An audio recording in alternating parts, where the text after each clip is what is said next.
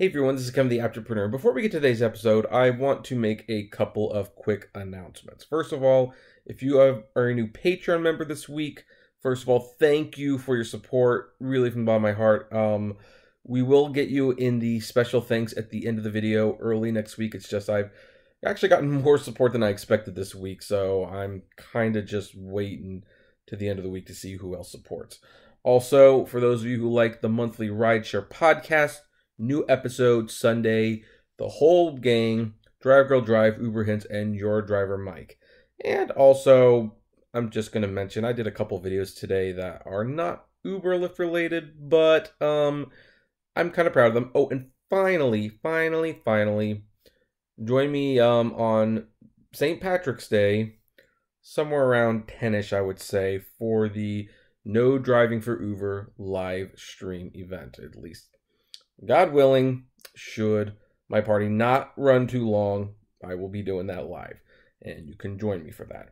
In the meantime, let's talk about Lyft, and they are testing out apparently a new subscription service model.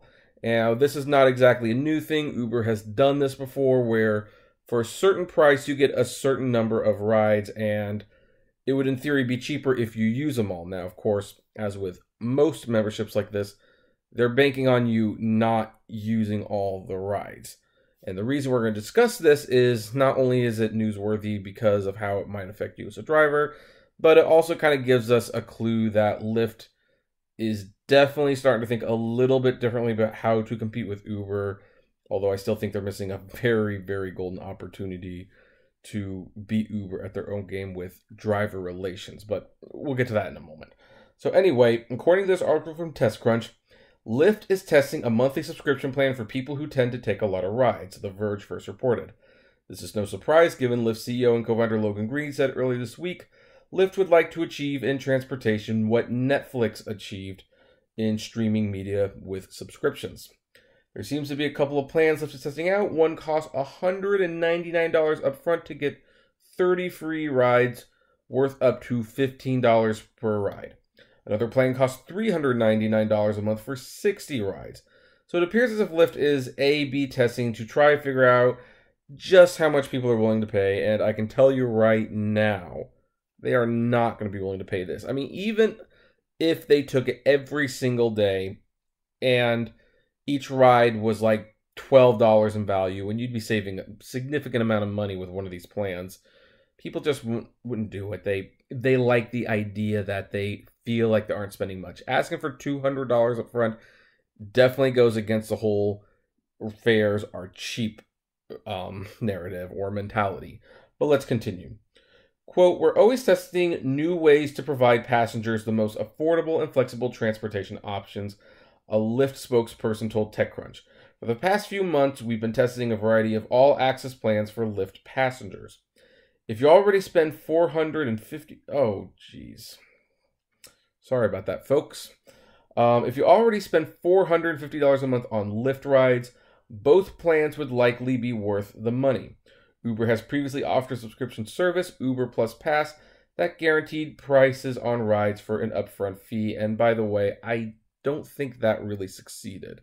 I mean, I could be wrong. Maybe it's still out there. Maybe Uber's still doing it. But I remember being really concerned about it, and then it didn't go anywhere as far as I can tell. So anyway, as Greg, we have a tweet here from Greg Benensinger here who comments on it. I assume he's just a passenger, or yeah, I assume he's just a passenger, because he got an invite only, which is $190 upfront, 30 free rides, up to $15 each. Lyft, I just want to let you know something. If you're charging anything, it's not a free ride. It just isn't.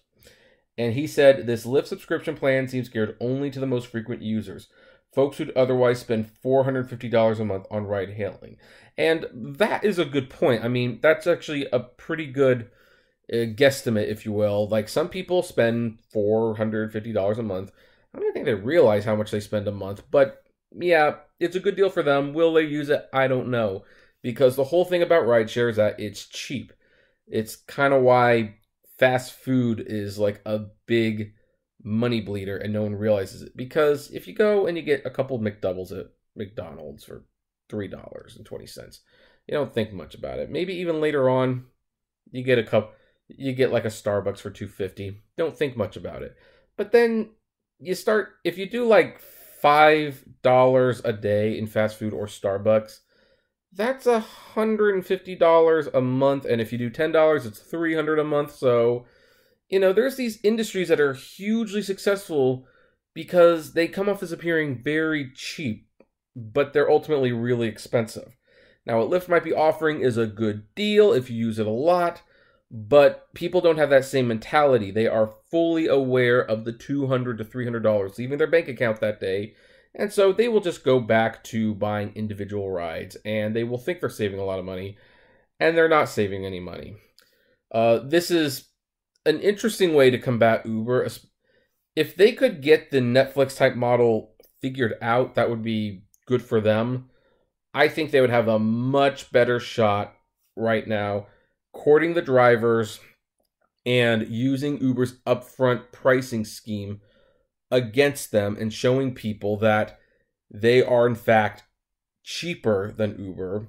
They don't charge for miles that are not driven, and they pay their drivers better, which results in happier drivers and better customer service. That, I think, would be a much better winning strategy for Lyft, at least temporarily until the self-driving future comes, because, it's just around the corner, right? That's why Uber's really tightening the belt, really taking advantage of the drivers, because they don't need them tomorrow, right? They don't need them in a year. We'll see what happens with that one. But I wish Lyft would try that as well. In the meantime, they feel that this Netflix-type model is the way to compete with Uber, and it doesn't seem like drivers are going to be affected all that much by a price difference, so maybe. But what do you folks think? Do you think this is a good direction for Lyft? Are you excited? Do you not care?